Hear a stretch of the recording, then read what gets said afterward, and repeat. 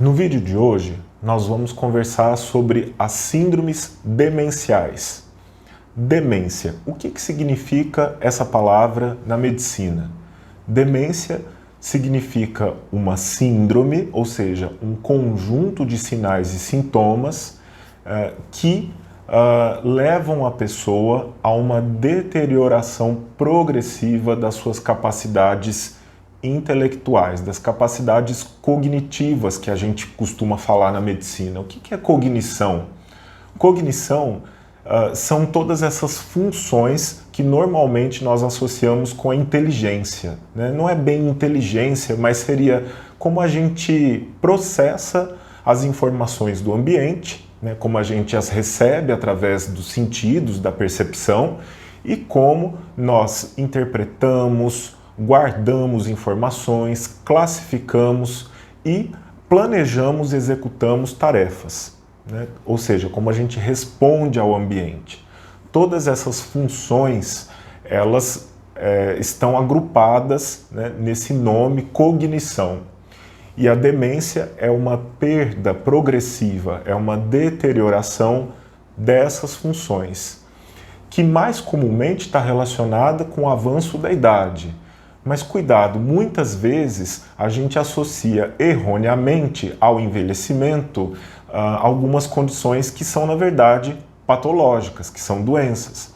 Então a gente vê um idoso que começa a ter esquecimentos frequentes, né, não se lembra de eventos recentes, né, e passa a ter desorientação, seja no tempo, seja para o lugar, né? Então ele não se lembra onde ele está, né? Ele não se lembra que dia é hoje, ele não se lembra de alguém com quem ele conversou recentemente, ou esquece uma panela no fogo, até se coloca em risco, esquece onde guardou o dinheiro e depois até acha que foi roubado, né? Joga alguma coisa fora e depois começa a brigar porque tá sentindo falta daquele objeto, né? Se perde na rua, não consegue mais lidar com dinheiro, não consegue mais se organizar nas rotinas básicas.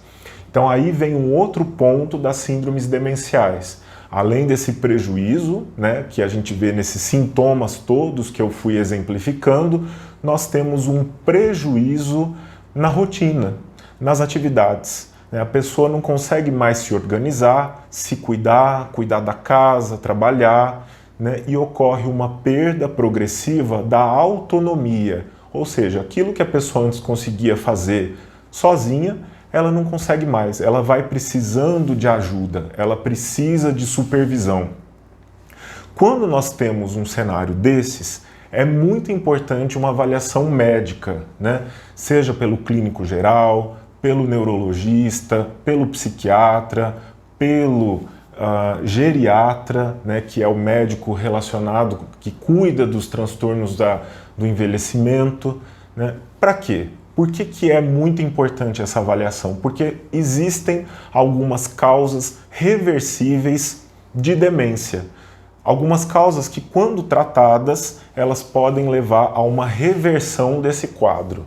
Então, algumas doenças hormonais, como o hipotiroidismo, algumas doenças infecciosas, como por exemplo a sífilis, né? Algumas carências nutricionais, como a deficiência de vitamina B12, podem estar relacionadas com a demência e aí, quando tratadas, né, elas podem ser revertidas. Outras causas neurológicas, como por exemplo tumores, né, ou outras infecções do sistema nervoso central, também podem ser identificadas, assim como hematomas, ou ainda uma doença chamada hidrocefalia, na qual existe acúmulo de líquido no cérebro, né? Todas essas condições elas podem ser identificadas, né? Então são necessários, além da avaliação clínica, para obter uma história dessa perda progressiva das funções cognitivas, exames, né? Exames de sangue, exames de imagem, né? Que podem então apontar para alguma dessas causas que podem ser tratadas, né? Uma causa de demência que é muito comum, é muito prevalente no nosso meio, é aquela relacionada com a doença cerebrovascular. né? O AVC. Quando uma pessoa tem um AVC, ela pode cursar com uma perda das capacidades. Ela vem associada com outros sintomas aí neurológicos, né? Outros déficits, outras sequelas que sejam do movimento, que sejam de outra ordem, mas elas costumam vir em degrau. Há uma perda assim, um pouco mais abrupta que está relacionada com o AVC ou com esses infartos que ocorrem no cérebro. Para essa condição, chamada demência vascular, nós temos como fatores de risco a pressão alta, o colesterol elevado, o diabetes, né, e também o tabagismo. Aí esses fatores de risco precisam ser controlados para que seja minimizada a evolução dessa doença. A depressão, ela pode cursar com uma perda de memória, de capacidade de raciocínio, de organização, que se assemelha muito à demência. A gente chama esse quadro de pseudodemência da depressão. Então, quando o idoso inicia um quadro depressivo, né, ele pode ter alterações de memória, ele pode ter alterações cognitivas que são, então, tratadas, né, com o tratamento do quadro depressivo. E muitas vezes ocorre uma melhora com o tratamento antidepressivo.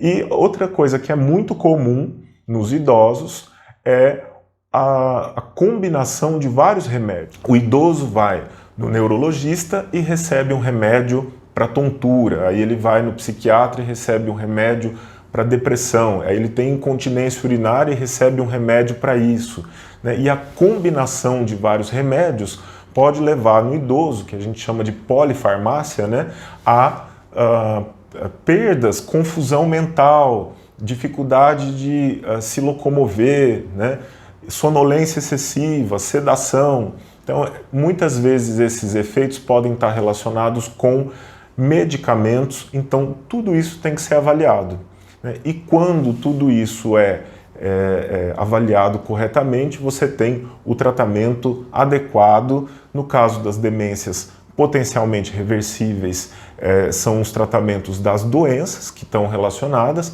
No caso das patologias neurodegenerativas, como é o caso do Alzheimer, que nós vamos ver no próximo vídeo, a gente tem tratamentos que vão retardar a progressão da doença. Certo? Então fica aí a informação e no próximo vídeo a gente volta falando sobre a doença de Alzheimer.